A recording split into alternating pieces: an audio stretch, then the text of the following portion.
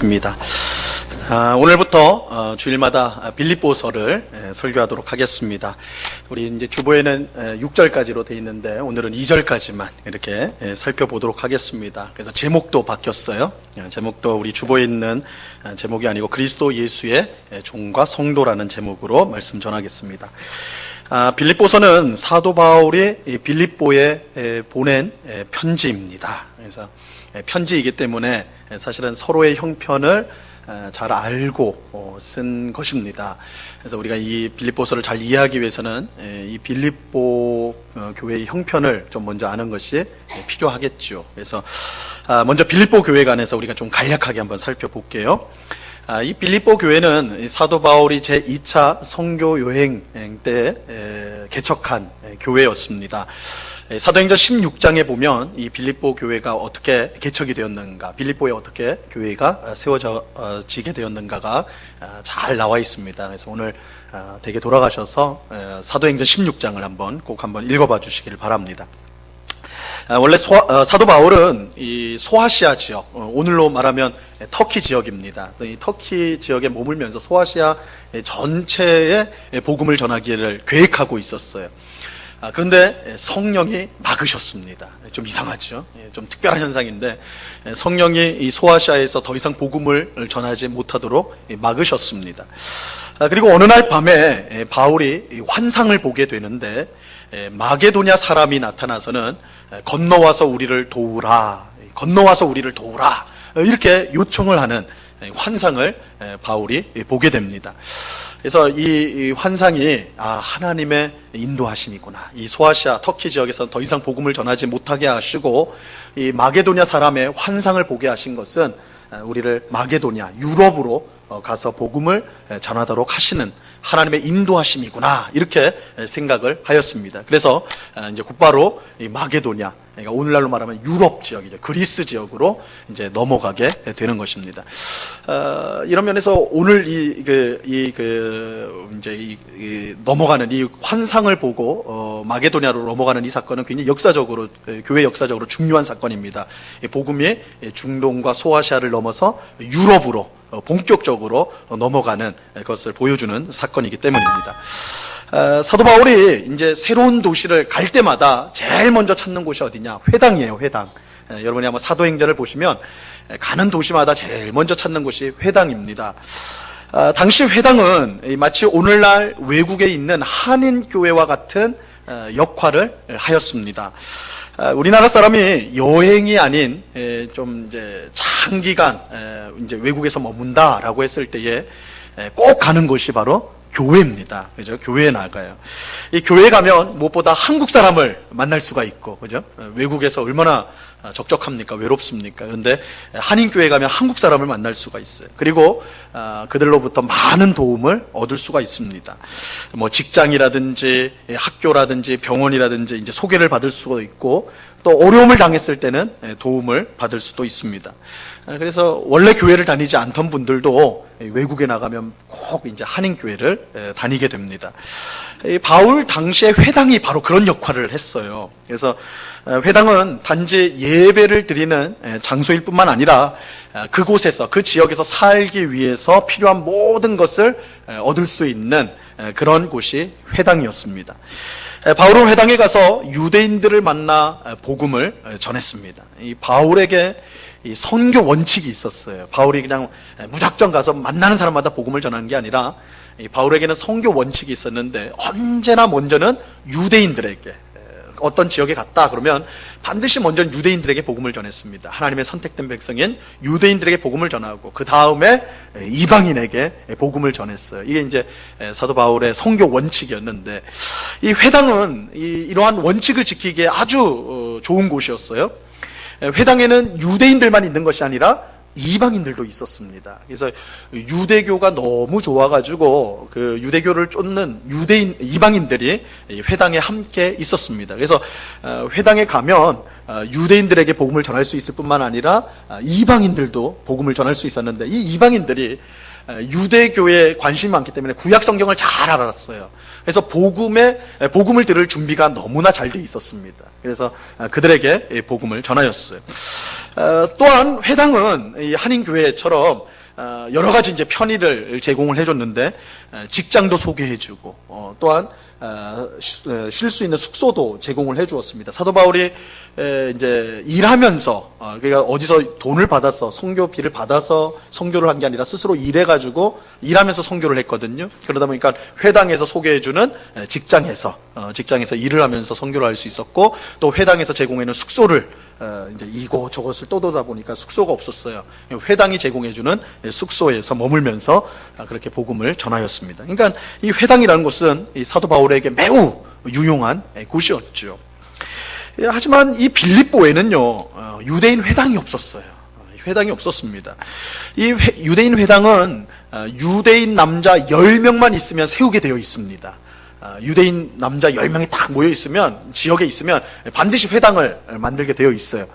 그러니까 이 빌립보에 회당이 없었다는 말은 그만큼 그곳에 유대인이 없었다라는 뜻이죠. 그래서 할 수 없이 이 빌립보에 도착한 사도 바울은 이제 안식일이 되었을 때 기도할 곳을 찾아서 막 이렇게 이제 돌아다니다가 이 강가에 모여서 있는 여인들을 만나게 됩니다. 당연히 이제 그 여인들을 만났으니까 뭘 했겠어요? 복음을 전했겠죠.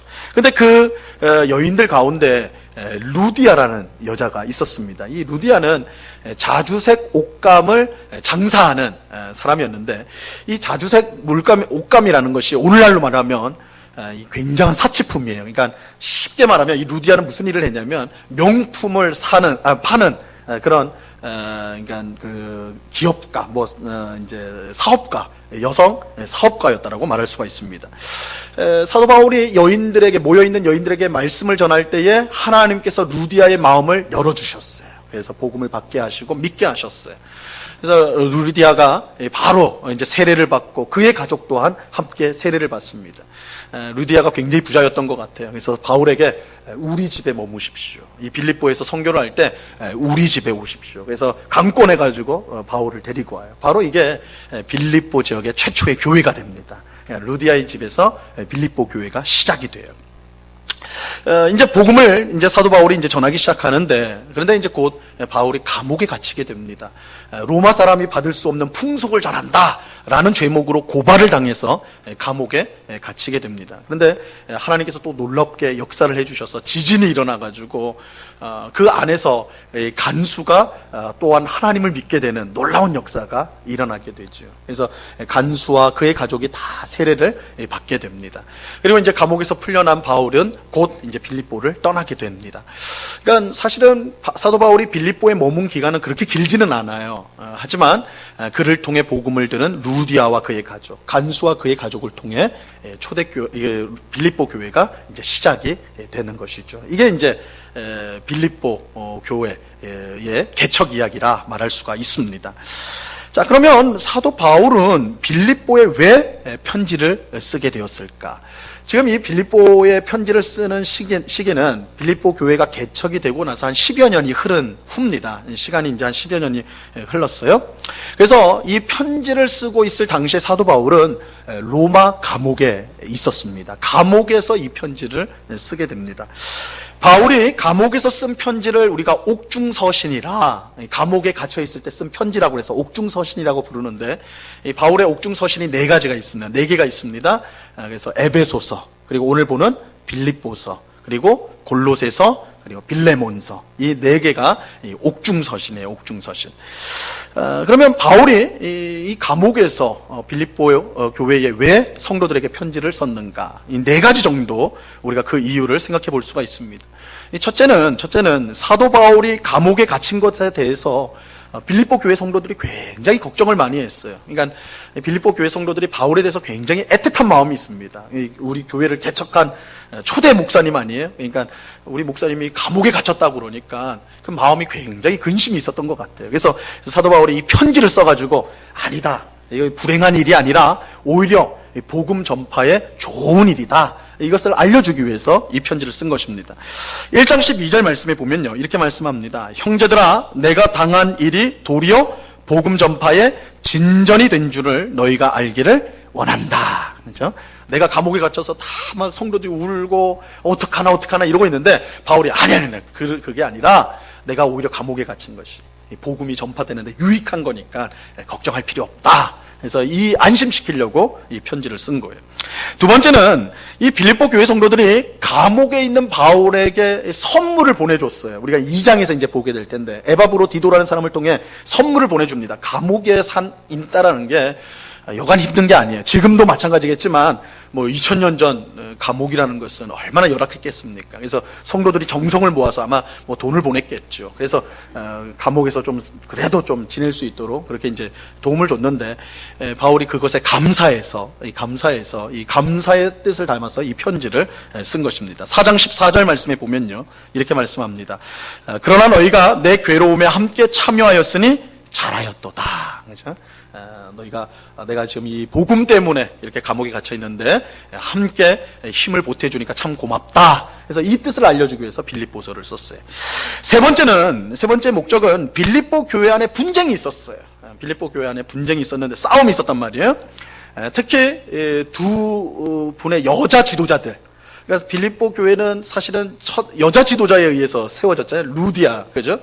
근데 이제 그 교회 안에 두 명의 여자 지도자가 아주 막강한 힘을 가진 여자 지도자들이 있는데 틀어져 버린 거예요. 오늘 우리식으로 말하면 두 분의 권사님, 힘 있는 권사님이 두 분이 다투기 시작한 거예요. 다투는데 그냥 두 분만 다투면 괜찮은데 편이 나눠져가지고 이렇게 된 거예요. 그래서 그러면 안 된다. 그것을 위해서 한 마음을 가져라. 그래서 이 편지를 쓴 겁니다.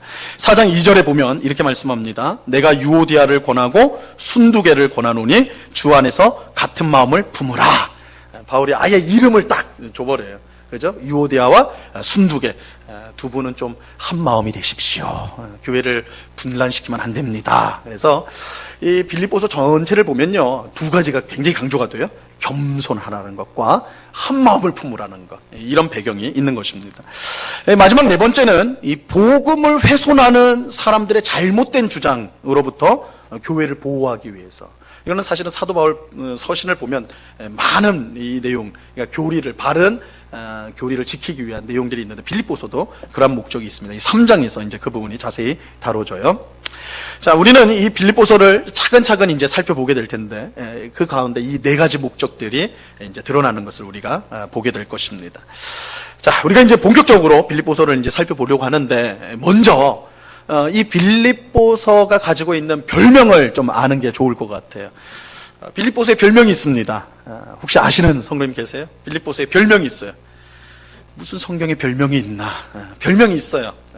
기쁨의 편지. 여러분이 이제 빌립보서를 딱 생각하면 기쁨의 편지다. 기쁨의 편지. 왜 기쁨의 편지냐면 이 빌립보서가 4장밖에 안 되잖아요. 분량이 굉장히 작습니다. 작은데 이 4장밖에 안 되는 이 작은 분량 속에 기쁨, 그리고 기뻐하다, 뭐 이런 기쁨과 관련된 단어가요, 무려 16번이 등장을 합니다. 16번. 그러니까 그냥 평균으로 하면 한 장당 4번 기쁨에 관련된 단어들이 등장을 하게 되는 거예요. 그러니까 굉장히 이제 빈도수가 많은 것이죠. 그래서 이 기쁨이 굉장히 강조된다. 그래서 이 기쁨의 편지라는 별명을 갖고 있어요. 그런데 기쁨 다음으로 많이 나오는 단어가 뭐냐? 그리스도라는 단어가 많이 나옵니다. 두 번째로 많이 나오는 단어가 그리스도라는 단어예요. 그래서 빌립보서의 핵심 단어, 키워드가 뭐냐? 바로 기쁨과 그리스도예요. 기쁨과 그리스도. 자, 이것을 가장 잘 보여주는 구절이 4장 4절 말씀인데요. 우리 같이 한번 읽도록 합니다. 4장 4절 시작. 주 안에서 항상 기뻐하라. 내가 다시 말하노니 기뻐하라. 그죠? 주 안에서, 그리스도 안에서 기뻐하라. 이것이 이 빌립보서를 관통하고 있는 가장 중요한 핵심적인 내용이라 말할 수가 있어요. 그런데 역설적이게도요, 아이러니하게도 이 빌립보서를 쓰고 있는 사도 바울이나 이 빌립보서를 받는 빌립보 교회 성도들이나 도저히 기뻐할 수 없는 상황 가운데 그들이 거하고 있었습니다. 이게 굉장히 역설적이에요. 편지는 기쁨의 편지인데 기뻐하라, 기쁨 뭐 이런 것들이 넘치는데 사실 편지를 쓰고 있는 바울이나 이 편지, 기쁨의 편지를 받는 빌립보 성도들이나 전혀 기뻐할 수 없는 상황 가운데 놓여 있었어요. 제가 앞에서 말씀드린 듯이 사도 바울은 지금 이 편지를 감옥에서 쓰고 있었습니다.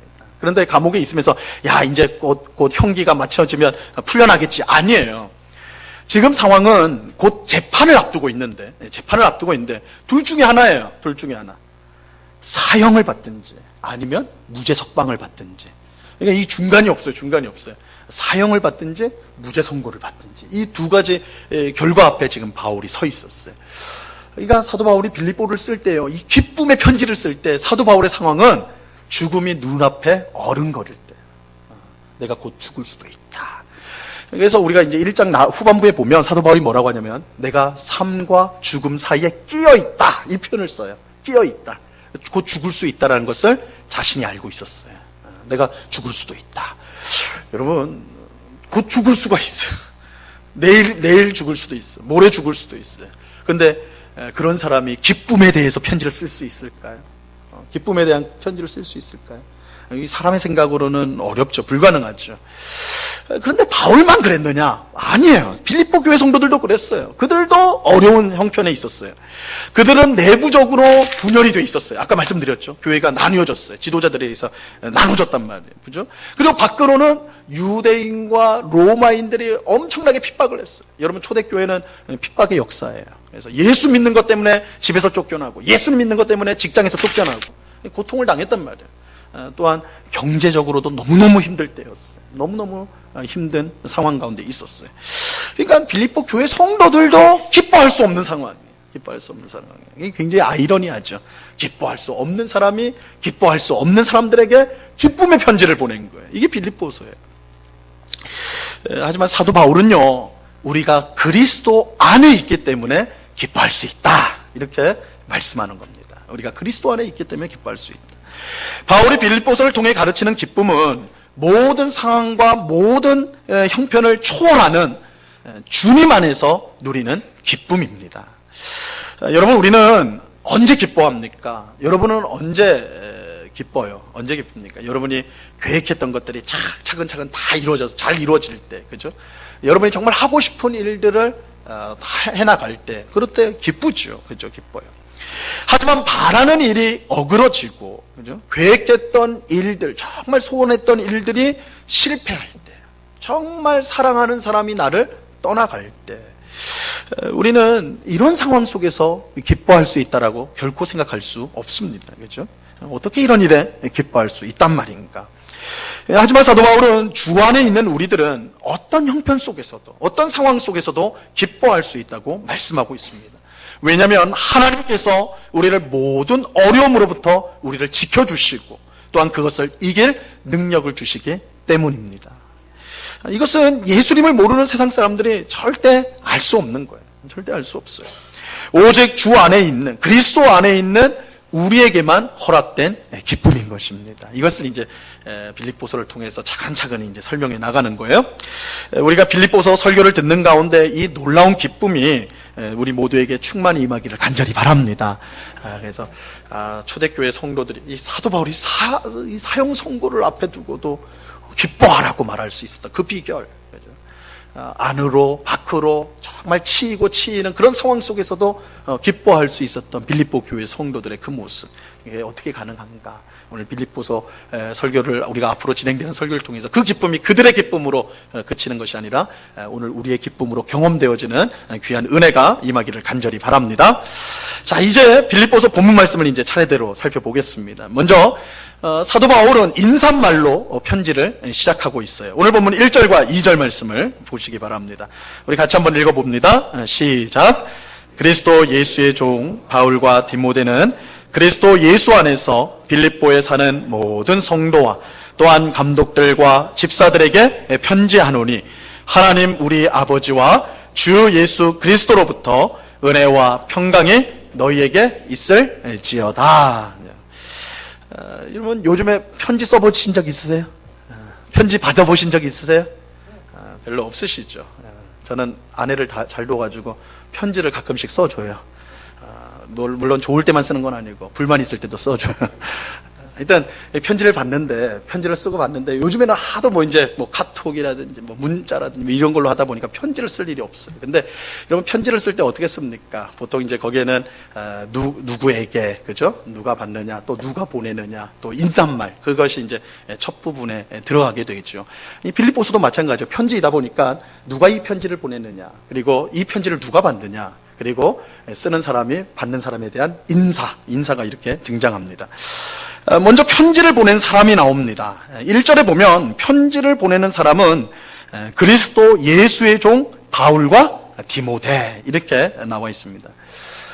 디모데는 우리가 이제 잘 아는 대로 바울의 선교 동역자, 그죠? 같이 선교 활동을 했던 사람이고 바울의 영적인 아들이기도 했습니다. 우리 성경에 보면 디모데 전서와 후서가 있는데 사도 바울이 자신의 영적인 아들인 디모데에게 목회를 가르쳐주는 성경의 디모데 전후서지요.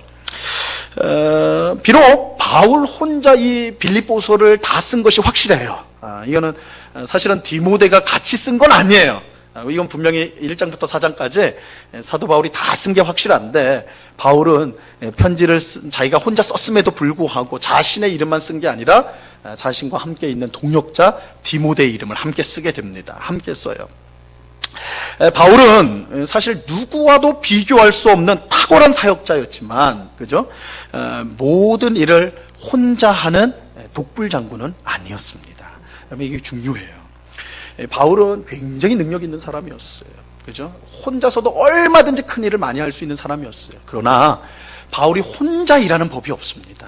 혼자 교회를 섬기는 법이 없어요. 언제나 바울 곁에는 동역자가 있었어요. 그리고 바울은 자기가 한 일을 내가 했다 이렇게 말하는 법이 없어요. 항상 동역자들 같이 이름을 넣습니다. 같이 하는 거예요. 여러분, 하나님의 교회와 하나님의 나라와 교회는요, 독불장군이 없습니다. 교회의 주인은 오직 예수님이고 우리 모두는 서로 협력하여 예수님의 몸된 교회를 세워가야 하는 동역자들입니다. 우리는 동역자들이에요. 물론 우리 중에는 정말 특별히 뛰어난 사람이 있을 수가 있어요. 하지만 그렇다고 해서 혼자 일해서는 안 돼요. 내가 능력이 있다고 해서, 내가 다른 사람보다 많은 것을 가졌다고 해서 내가 혼자 뭘 하려고 해서는 안 돼요. 하나님께서 우리를 불러 교회를 세울 때 각자의 역할을 주셨어요. 각자에게 역할을 주셨어요. 그래서 우리가 함께 협력해야지 교회가 건강하게 세워질 수가 있는 것입니다. 몇몇 대단한 사람만이 일하는 교회는요, 결코 건강한 교회가 될 수가 없습니다. 하나님께서 주신 각자의 은사를 가지고 겸손히 서로 협력할 때 교회는 든든히 서가게 되는 것입니다. 바울이 이 사실을 분명히 알았어요. 그래서 그는 자신이 가장 뛰어난 사역자임에도 불구하고 항상 옆에 동역자들과 같이 하나님의 일을 하였던 것입니다. 하나님께서 교회를 세우기 위한 동역자로 우리 모두를 불러주셨다는 사실을 꼭 기억하는 우리 모두가 될 수 있기를 바랍니다. 그저 주일 예배에 오는 것만으로 이 성도의 도리를 다했다고 생각하지 마세요. 이 작은 일이라도 하나님이 주신 은사를 가지고 봉사하고 섬겨야 합니다. 교회 일은 어떤 사람들만 하는 것이고, 그죠? 나는 나 같은 사람은 그냥 예배만 드리면 되지. 아니에요. 그렇지 않나요? 하나님께서 우리 모두 각자에게 역할을 주셨어요. 그것이 크든 작든 드러나든 드러나지 않던 간에 하나님께서 우리 각자에게 다 주신 은사가 있고 또한 봉사의 영역이 있습니다. 그것을 가지고 작은 일이라도 함께 협력하고 섬길 때에 하나님 보실 때 그 교회가 건강한 교회고 온전한 교회인 것입니다. 이 교회는 몇몇의 스타가 아닌 모든 성도들의 협력으로만 건강하게 세워질 수 있다. 이것을 꼭 기억하는 우리 모두가 될 수 있기를 바랍니다. 한편 사도 바울은 자신을 이제 소개를 하는데 뭐라고 소개를 하냐면 그리스도 예수의 종이다. 이렇게 소개를 하고 있습니다. 오늘날도 교회 안에서 목사를 부를 때 주의 종이다, 그죠? 주의 종이다 이렇게 부르는 경우가 있지요. 하지만 그 의미가 조금은 달라진 것 같아요. 요즘에는 어떤 분이 이제 목사님을 부르는데 그렇게 들어본 적이 있어요. 뭐라고 부르냐면 이제 주의 종 하면 좀 이거 너무 낮추는 것 같잖아요. 느낌이 종 이렇게 해버리니까. 그러니까 그분이 어떻게 부르냐면 주의 종님 그렇게 부르더라고요. 주의 종님, 그죠? 주의 종님을 막 이렇게 종님 님자를 붙여요. 근데 그것도 참 이상해요, 그죠? 종이면 종이지 종님이 어디 있어요, 세상에. 그죠? 이 종님이 돼버리면요, 이 종에 대한 성경적 의미를 잃어버리게 되는 거예요. 잃어버리게 되는 거예요. 사도 바울은 그야말로 자신을 낮추어서 종이라고 불렀어요. 그죠? 이거는 낮추는 말이에요. 그러니까 이거 여기다 뭘 붙이는 거는 그건 말이 안 되는 거예요. 종이에요, 종. 그런데 중요한 건 이거예요. 사도 바울이 자신을 종이라고 부를 때 사람의 종이 아니에요. 사람의 종이 아니에요. 누구의 종이에요? 그리스도 예수의 종이에요. 그리스도 예수의 종. 그리스도 예수의 종이라는 게 뭐예요? 그리스도 예수에게 소유된 사람. 그죠? 예수님이 하라고 하면 무엇이든지 하는 사람. 그게 그리스도 예수의 종이에요. 이 사도 바울의 인식, 자기가 누구인지를 가장 잘 드러내는 것이 바로 이 그리스도 예수의 종이라는 호칭이란 말이에요. 여러분, 바울에게는요, 사실 아주 멋진 직분이 있었습니다. 그냥 직분이 있었어요. 뭐예요? 사도요, 사도. 그죠? 사도라는 직분이, 바울은 사도라는 직분이 있었어요. 여러분, 이 사도라는 직분은요, 이 초대교회에서 얼마나 영광스러운 직분인지 몰라요. 물론 이 사도라는 말 자체가 보내심을 받은 사람이라는 뜻이기 때문에 선교사들에게 다 사도라는 명칭을 붙이기도 했어요. 일반적으로 사용하면 이 사도라는 말이 일반적으로는 선교사에게 붙이는 호칭이기도 했습니다. 그러나 엄밀한 의미로 이 사도를 쓰면요, 이 사도라는 직분은 오직 예수님의 12 제자에게만 써요. 12 제자. 예수님께서 12명의 제자를, 아니 예수님 뭐 12명입니까? 한 100명, 200명, 1000명 이렇게 제자 삼으면 훨씬 좋을 텐데 왜 12명이었는가? 이 12개는 의미가 있어요. 옛 이스라엘 백성이 몇 지파였습니까? 12지파. 그러니까 이 12이라는 것은 하나님 백성의 전부를 말하는 거예요. 총칭이에요. 그래서 예수님이 12 제자를 부른 거는 이제 내가 교회, 하나님의 백성을 새롭게 세울 것인데 이 12명이 기초가 된다는 거예요. 그러니까 이 사도라는 직분은 다른 사람은 가질 수가 없어요. 예수님의 제자들만, 그죠? 예수님을 따랐던 12 제자만이 사도라는 직분을 받아요. 얼마나 영광스러운 거예요. 근데 이렇게 말씀드리면, 바울은 예수님의 제자가 아니었잖아요. 그죠? 이렇게 말할 수가 있죠. 맞아요. 바울은 예수님의 12 제자 속에 속하진 않았습니다. 그러나 바울이 다메섹으로 가는 길에 부활하신 예수님을 만나게 됐죠. 예수님 만나서 예수님이 직접 그에게 복음 전파의 사명을 주세요. 사도로 세워주신다고요. 그래서 고린도전서 15장에 보면 사도 바울이 뭐라고 하냐면 내가 맨 나중에 사도가 된 자다. 그러면서 사도 중에 내가 제일 작은 자다. 작은 자다. 사실 한 일은 제일 많은데 자기가 꼬리에서 됐기 때문에 내가 사도 중엔 가장 작은 자다. 이렇게 표현을 합니다. 그러니까 바울은 사도였어요. 그러니까 이 사도라는 것이 얼마나 영광스러운가. 교회의 기초가 되는 사람이에요. 그래서 이 사도라는 직분은 이후에는 없습니다. 그러니까 이 사도는 죽으면 끝나는 거예요. 직분 자체가 사라져버렸어요. 그래서 오늘날에는 사도가 없어요. 물론 어떤 사람들은 지금도 교회에는 사도가 있다고 주장하기도 합니다. 이 신사도 운동이라고 혹시 들어보셨는지 모르겠어요. 신사도 운동을 하는 사람들은 지금도 교회에는 사도가 있다. 근데 이 사람들은 성경이 말하는 참된 사도의 의미를 모르는 거예요. 모르고 그 말을 쓰는 거예요. 이미 예수님의 제자들이 죽을 때 이 사도의 직분도 사라져버렸어요. 그러니까 여러분, 이 사도라는 직분은 얼마나 대단한 건지, 대단한 겁니다. 얼마나 영광스럽고 얼마나 이 독특한 직분인가. 그죠? 그러니까 굉장히 자랑할 만한. 그런데요, 사도 바울이 빌립보 교회 성도들에게 편지를 쓸 때 자기를 소개할 때 뭐라고 해요? 사도인 내가 아니에요. 그렇게 안 했어요. 뭐라고 했어요? 그리스도 예수의 종인 바울. 사도란 말을 꺼내지도 않아요. 나는 그리스도 예수의 종인 바울이다. 왜 그랬을까요? 사도라고 하면 굉장한 권위가 있는 건데, 굉장한 직분인데 왜 그렇게 나는 사도다라고 말하지 않고 그저 그리스도 예수의 종이다 이렇게만 했을까요? 자기를 소개할 때 그리스도 예수의 종이란 이 호칭만으로 충분했기 때문에 그래. 충분했기 때문에. 사도 바울은 자신을 그리스도 예수의 종으로 생각을 했어. 이것만으로 나 자신을 나타내는데 충분하다고 생각을 했어. 나는 예수님의 종이다. 예수님이 소유한 사람이다. 예수님이 하라고 하는 일을 하고 예수님이 하라고 하는 말을 하는 사람이다. 나 예수님의 거다. 여기에 그리스도 예수의 종이라는 이 호칭의 뜻이 담겨 있는 거예요. 바울은 자신의 소개로 이 정도면 충분하다고 생각을 했어요. 이거면 족한 거예요. 족한 거예요. 여러분, 오늘날 한국 교회를 망치는 여러 문제들이 있는데 정말 좀 문제가 많죠. 그런데 문제 중에 하나가 직분 문제. 한국 교회 성도들은 유독 직분에 관심이 많아요. 관심이 많습니다. 여러분 혹시 들어보셨는지 모르겠어요. 여러분 증경총회장, 증경노회장 혹시 들어보셨어요? 이 증경이라는 말은 일반 사회에서 거의 진짜 듣지 못하는 말인데 교회 안에서 자주 쓰는 말이에요. 이 증경총회장, 증경노회장이 뭐냐면 이 장로회에서는 총회장, 노회장이 있어요. 그러니까 개교회 당회가 있고 그 위에 이제 노회, 교회들의 연합을 해서 노회, 그리고 전국 단위로는 총회가 있습니다. 그 회의를 이제 주재하는 사람, 이끌어가는 사람을 노회장이라, 총회장이라 불러요. 1년 동안 그 역할을 하게 되는 겁니다. 이제 노회장, 총회장이 하는데, 이 노회장, 총회장은 1년 딱 하고 나면 끝이에요. 그러니까 더 이상 이제 그 호칭으로 불릴 수가 없어요. 그런데 그 호칭을 계속 불리고 싶은 거예요. 그래서 그 앞에 뭘 붙인 거예요? 증경이라는 말을 붙인 거예요. 증경이라는 말을. 그래서 끝났어도 내가 이 총회장의 노회장의 일을 끝났어도 거기에 증경이라는 말을 붙여가지고 계속 유지가 되는 것이죠. 많은 목사들이 노회장, 총회장이 되고 싶어요. 그죠? 장로교만 그러냐? 아니에요. 감리교에서는 감독이라고 불러요. 근데 감독이라고 하는데 감독 중에서도 가장 높은 감독을 감독회장이라고 불러요.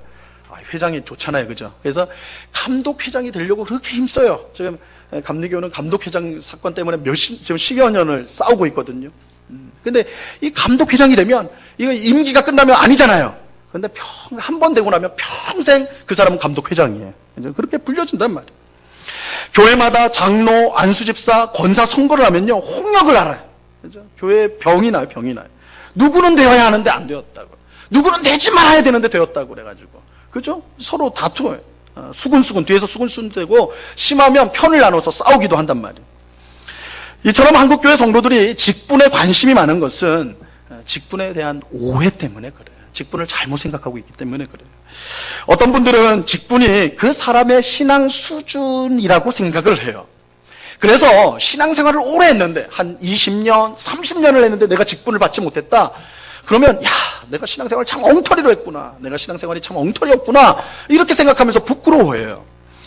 또 어떤 분들은 직분을 하나의 계급으로 생각을 해요. 계급으로. 그래서 회사에 가보면 사장이 있고 부장이 있고 과장이 있는 것처럼 이 교회 안에도 마찬가지로 그런 직급이 있다라는 거예요. 그죠? 직분을 직급으로 이해를 해요. 하지만 이것은 성경적 직분에 대한 철저한 오해예요. 잘못된 생각이에요. 여러분, 직분은 신앙 수준, 어떤 한 사람의 신앙 수준을 보여주는 것이 아닙니다. 아니에요. 직분은 교회를 운영하기 위해 필요한 거예요. 물론 신앙생활을 잘하는 분이 직분을 맡아야 합니다. 그건 맞는 말이에요. 그래서 성경에도 초신자들, 이제 방금 예수 믿은 사람을 절대로 직분을 줘서는 안 된다, 주면 안 된다. 그러면 사탄에게 시험을 받을 수 있다. 이렇게 이제 말씀하거든요. 그러니까 신앙이 좋아야 된다. 이거는 맞는 말이긴 해요. 하지만 그렇다고 해서 직분이 그 사람의 신앙 수준을 보여주는 것은 아닙니다. 예를 들어 볼까요? 여러분, 보통 목사는 어떤 사람이 된다고 생각을 했어요? 목사는 어떤 사람이 되어야 된다고 생각을 했어요? 신앙 수준이 우리 중에 가장 좋은 사람, 그죠? 믿음이 가장 좋은 사람이 되어야 된다. 이렇게 보통을 생각해요. 하지만 꼭 그런 건 아니에요. 아무리 신앙생활을 잘해도요, 정말 우리 가운데 믿음이 너무너무 좋은 사람이라 할지라도, 그럼 생각해 보세요. 그런 사람이라 할지라도, 이렇게 많은 사람들이 모인 앞에서 말을 해야 되는데, 설교를 해야 되는데, 하여튼 사람 모인 앞에서만 딱 서게 되면 손과 발을 달달달 떨면서 말을 못해. 한마디 하려면 10분이 걸린다고 생각을 해봐요. 10분이요. 그러면 그런 사람은 목사가 되면 될까요? 안 될까요? 그래도 믿음이 좋으니까 돼야 된다 생각하세요? 목사는 말을 통해 복음을 전하는 사람이에요. 우선은 말을 통해, 그러니까 말을 잘하느냐 못하냐 문제가 아니라 사람들 앞에서 말을 아예 하지 못한다면 떨려가지고 그 은사가 없는 것이죠. 그렇다면 목사가 되면 안 되는 거겠죠. 이렇게 보면 직분을 받기 위해서 믿음도 중요해요. 하지만 은사가 더 중요해요. 직분과 관련해서는 은사가 더 중요해요. 직분에 맞는 은사를 가진 사람이 직분을 맡아야 돼요. 그러니까 직분을 받지 못했다고 해서 자신의 신앙이 형편없다고 생각하면 안 되는 거예요. 그러니까 나는 이 믿음이 이렇게 좋지 못해서 직분도 못 받았구나. 내가 몇십 년을 교회 다녔는데 이 직분도 없구나. 그렇게 생각하면 안 된다는 거예요. 믿음이 안 좋은 것이 아니라 은사가 다른 거예요. 또 직분이 그러면 없다고 그래요. 난 직분 없으니까 그러면 나는 그냥 교회에 와서 예배만 드리고 돌아가면 되겠지. 그것도 아니에요. 여러분, 이 직분보다 은사는 훨씬 범위가 넓습니다. 로마서나 고린도전서나 보시면 은사 목록이 나와요. 은사 목록이 나오는데 우리가 생각하는 그러면 우리는 보통 은사하면 방언, 예언 뭐 이런 것만 생각하는데 그렇지 않아요. 섬기는 거, 은혜를 베푸는 거, 말을 잘 들어주는 거, 그죠? 이게 다 은사 목록에 나오는 거라요. 은사 목록에. 그러니까 교회를 섬기고 성도를 섬기는 거, 이 모든 영역이 사실은 하나님이 주신 은사예요. 그러니까 은사가 직분보다 훨씬 넓어요. 그러니까 내가 직분이 없다고 해서 섬기지 못하느냐? 아니에요. 직분이 없다 할지라도 하나님이 주신 은사를 가지고, 그것이 크든 작든 드러나든 드러나지 않던 간에 그걸 가지고 주님의 교회, 주님을 섬기고 교회를 섬기고 성도를 섬겨야 되는 거예요. 그러니까 이거를 우리가 혼돈을 하면 안 돼요. 혼돈을 하면 안 돼요. 은사를 주신 것 가지고 섬겨야 되는 거예요. 그러니까 직분이 있어야만 섬기는 게 아니에요. 우리에게 은사가 있기 때문에 하나님 각자의 은사를 주셨어요. 그 은사를 가지고 섬겨야 되는 거예요. 그런데 직분을 계급으로 생각하는 건 더 큰 문제예요. 계급으로 생각하는 건 더 큰 문제. 우리나라는 유교 문화와 군사 독재 시절의 영향으로 사람 간의 계급을 굉장히 자연스럽게 생각을 합니다. 그러다 보니까 교회의 직분도 계급으로 이해하는 경향이 있어요. 그래서 서리 집사 위에, 성도 위에 누가 있어요? 서리 집사. 서리 집사 위에 안수 집사 권사. 그 위에 장로, 그 위에 목사. 이렇게 있다라고 생각을 해요. 그렇죠? 이렇게. 그래서 저도 실제로 우리 교회는 아니었고 전에 있었던 교회에서 초등학생이 저한테 와서 질문을 하는 거예요. 목사님. 왜? 질문이 있어요. 말해봐. 목사님이 높아요? 장로님이 높아요? 진짜 그렇게 질문해요. 누가 높냐? 자기가 볼 때는 둘이 참 높은 존재인 것 같은데 교회에서. 누가 높냐? 여러분, 누가 높냐? 전혀 성경적인 게 아니에요. 그죠? 모든 성도는 하나님 앞에서 평등해요. 하나님 평등해. 누가 앞에 있는 것이 결코 아니에요. 모두가 예수님을 힘입어 하나님 앞에 나오는 거예요. 여러분이 목사를 힘입어 하나님 앞에 나오는 거 아니에요. 장로를 힘입어 하나님 앞에 나오는 거 아니라고요. 오직 예수님을 힘입어 나오는 거예요. 우리 모두가 그렇게. 물론 하나님은 질서의 하나님이시기 때문에 직분이 이 교회의 질서를 유지하는 기능을 하는 것은 사실이에요. 특히 목사는 하나님의 말씀을 전하는 일로서, 또한 장로는 성도들이 그 하나님의 말씀에 순종하는 일을 도움으로써 이 교회의 질서를 유지합니다. 그렇게 모든 성도는 목사와 장로가 하나님의 말씀을 가르치고 그 말씀을 지키도록 지도할 때에 거기에 순종해야 하는 것입니다. 이게 맞는 거예요. 하지만 이처럼 순종한다고 할 때도요, 정확하게 말하면 목사와 장로의 직분을 가진 사람에게 순종하는 것이 아니라 그 사람이 하는 말씀에 순종하는 거예요. 그 사람이 하는 말씀, 하나님의 말씀에 우리가 순종하는 것입니다. 여러분, 우리는 교회의 직분을 오해해서는 안 됩니다. 직분은 하나님이 교회를 세우기 위해서 주신 선물이지 우리의 신앙의 수준을 드러내거나 우리 안에 계급으로 주신 것이 결코 아니에요. 바울은 자신이 사도임에도 불구하고 자신을 그저 그리스도 예수의 종이다, 이것으로 충분한 거예요. 그리스도 예수의 종이라고 소개할 뿐입니다.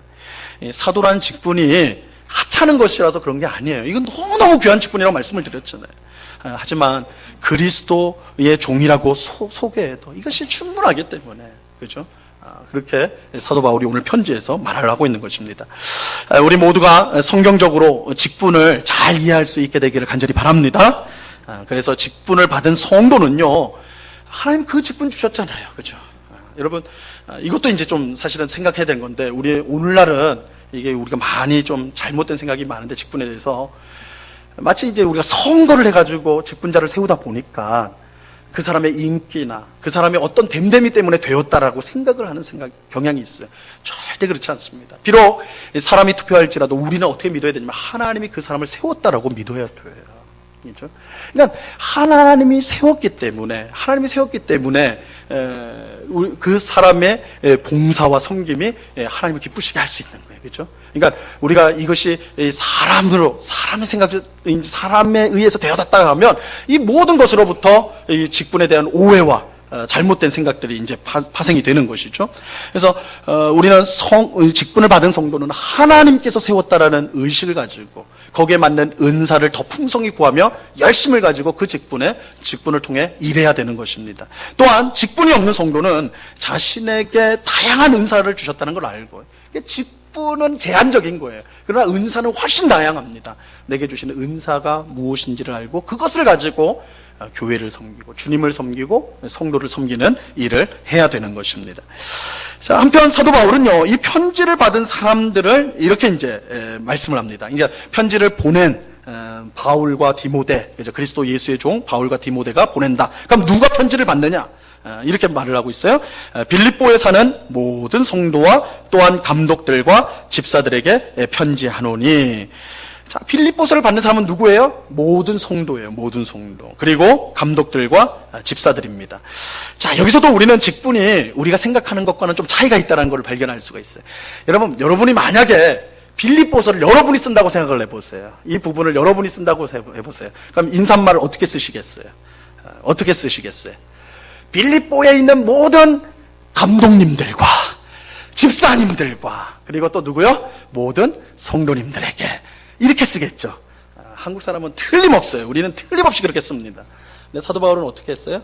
모든 성도들과 그 다음에 마치 부록처럼 감독들과 집사들에게 이렇게 쓰고 있어요.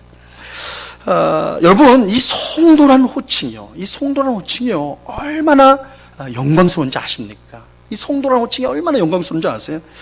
우리가 흔히 말하는 이 성도라는 이 말 속에는요, 정말 이 하나님의 백성이 가지고 있는 모든 중요한 정체성, 이것이 다 그 속에 들어가 있습니다. 이 성도라는 말 속에는요, 세상 사람들로부터 하나님의 소유로 구별되어 하나님의 사랑과 은혜를 받는 그의 백성이라는 뜻이 이 성도란 말에 들어가 있어요. 이 성도란 말은 세상 사람들도 하나님이 우리를 끄집어내가지고 하나님의 사랑과 은혜를 받게 하는 그의 백성이 되었다. 그의 백성이다. 이게 성도란 말의 뜻이에요. 굉장한 의미가 성도란 말에 들어가 있죠. 그래서 이 성도라는 호칭보다 더 복된 게 없어요. 하지만 유독 한국 교회에서는요, 이 성도라는 말이 인기가 없어요. 성도라고 하면, 성도님 이렇게 하면요, 별로 좋아하지 않아요. 집사님 그래야 돼. 그죠? 이 성도란 말이 마치 집사도 되지 못한 사람, 이렇게 인식이 돼요. 근데 여러분, 그렇지 않습니다. 여러분, 우리가 누군지를 나타내는 가장 알맞은 호칭, 가장 적답한 호칭, 중요한 호칭이 바로 이 성도예요. 나는 하나님의 소유로 구별된 사람이다. 하나님의 사랑과 은혜를 받는 사람이다. 나는 하나님의 백성이다. 이 말이 성도 안에 다 들어가 있단 말이에요. 성도 안에. 그래서 사도 바울은 이 빌립보 교회의 지도자들인 감독과 집사들보다도 먼저 누구를 불러요? 모든 성도들에게. 감독들도 집사들도 결국 뭐예요? 성도거든요. 이 성도가 모든 걸 포괄하는 가장 중요한 호칭이 되는 것입니다. 여러분, 우리는 사람들에게 어떻게 불리기를 원하십니까? 여러분, 사람들이 여러분을 어떻게 불러줬으면 좋겠어요? 한국 사람들은 높여주기를 원해요. 그죠? 그래서 여러분 길거리 가서 한번 해보세요. 사장님 하면 다 되돌아봐요. 그죠? 사장님이 아니어도 사장님 하면 다 되돌아봐요. 그죠? 사모님 하면 다 쳐다본단 말이에요. 그죠? 우리는 우리를 높여주는 호칭을 원해요. 그죠? 하지만 세상 사람들은 그럴지 몰라도, 자신을 그런 호칭으로 자신을 높여 보이고 싶을지 몰라도, 하나님의 백성인 우리들은 그렇게 하면 안 돼요. 여러분, 우리는 그리스도 예수의 종, 성도만으로 충분하다는 것을 알아야 돼요. 그럼 이 호칭만으로 충분해요. 우리가 그리스도 예수만을 섬기는 종이고, 하나님의 소유로 구별된 백성인 성도라는 것이 얼마나 복된 일이냐고요. 이것을 모르고 세상 사람들처럼 이런저런 호칭으로 자신을 포장할 필요가 전혀 없는 거예요. 교회 안에서 호칭 때문에, 그죠? 우리가 누구냐? 그리스도 예수의 종이다. 성도다. 이것만으로도 우리 자신이 누구인지를 분명히 드러낼 수가 있는 것입니다. 좀 몇 해 전 얘기인데요. 제가 신문을 봤는데 좀 재밌는 얘기가 들렸더라고요. 어느 목사님이 목회를 열심히 하다가 중간에 이제 외국에 나가가지고 박사학위를 받아오셨어요. 박사학위를. 어렵게 받아왔겠죠. 박사학위니까. 그게 너무너무 자랑스러우셨던 것 같아요. 그분이. 그래가지고 박사학위를 받은 그 다음 주일부터 강단에 서는데 박사 모자, 박사 가운을 입고 설교를 하는 거예요. 그 주만 그런 게 아니라 매주 박사 모자 여기 줄을 쫙 있는 거, 가운 딱 입고 해가지고, 그죠? 내가 누구라는 거야? 나 목사, 박사, 그죠? 박사. 여러분, 박사하는 설교를 들으는 거니까 귀 쫑긋 세우고 들으라는 거야, 그죠? 그리스도 예수의 종도 부족하고, 성도도 부족하고, 목사도 부족해가지고 박사가 되고 싶어요. 박사. 여러분, 이 세상 그 어떤 호칭을 다 배도요, 우리 믿는 사람들에게 그리스도 예수의 종과 성도보다 더 좋은 것은 없습니다. 그것보다 더 좋은 호칭 없어요. 빌립보서는 그리스도 예수의 종인 바울이 빌립보에 있는 모든 성도에게 쓴 편지입니다. 그렇죠? 빌립보서는 예수님이 우리의 전부이고 하나님 안에서 산다는 것이 가장 복된 삶인 것을 아는 사람들이 주고받은 기쁨의 편지예요. 이게 빌립보서예요. 빌립보서예요. 오늘날 우리 자신을 꾸미고 포장하고 그것이 마치 자신인 양, 허상을 진짜인 양 살아가는 우리 시대에 사도 바울은 인사말을 통해서 우리가 누구냐? 그리스도 예수의 종이면 충분한 거 아니냐? 성도이면 충분한 거 아니냐? 우리를 꾸밀 필요가 무엇이냐? 이미 그리스도 예수 안에서 모든 것을 가진 사람들인데, 모든 형편과 상황을 뛰어넘는 기쁨을 소유한 사람들이 우리들인데, 세상 사람들처럼 꾸밀 것이 무엇이냐? 그리스도 예수의 종이고 성도면 충분하다. 오늘 우리에게 말씀해 주고 있는 것입니다. 우리 모두가 그리스도 예수의 종과 성도라는 이 복된 이름을 가지고 주님과 교회, 이웃을 더욱더 사랑하고 잘 섬기는 우리 모두가 될 수 있기를 바랍니다. 또한 앞으로 듣게 될 빌립보서 말씀을 통해 환경과 상황을 초월하는 주 안에 있는 기쁨을 누리는 우리 모두가 될 수 있기를 바랍니다. 그런 은혜가 오늘 예배하는 우리 모두에게 충만히 임하기를 우리 주님의 이름으로 간절히 축원합니다. 기도하겠습니다. 하나님 아버지, 감사합니다. 오늘 빌립보서 말씀을 이제 시작하면서 주님, 우리 믿는 자의 정체성, 우리 믿는 자의 호칭, 사도 바울은 자신이 사도임에도 불구하고 그리스도 예수의 종이다, 이렇게 빌립보 교회의 성도들에게, 사람들에게 말을 하고, 또한 빌립보 교회 믿는 자들 또한 우린 성도입니다, 이렇게 서로 또한 편지를 통해 인사를 나눈 것을 보게 됩니다.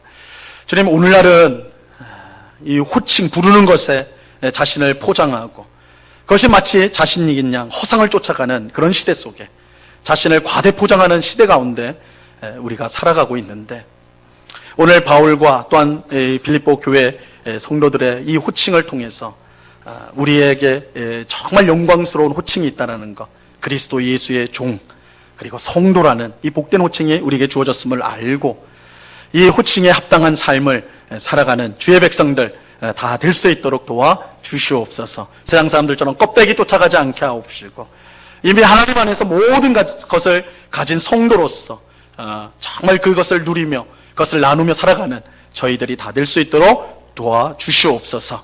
또한 이 빌립보서가 기뻐할 수 없는, 도저히 기뻐할 수 없는 상황 가운데 쓰여진 기쁨의 편지라는 것을 우리가 기억합니다. 주님, 우리에게도 그 기쁨을 허락하여 주시옵소서. 그래서 여러 가지 어려움과 고난 가운데 있는 주의 백성들이 정말 그 상황과 형편을 초월한 기쁨을 받아 이 세상 가운데 기쁨과 감사의 삶을 늘 살아갈 수 있도록 주장하여 주시옵소서. 귀한 은혜 베푸시는 주님께 감사와 찬양을 올려드리오며 예수 그리스도 이름으로 기도드리옵나이다. 아멘.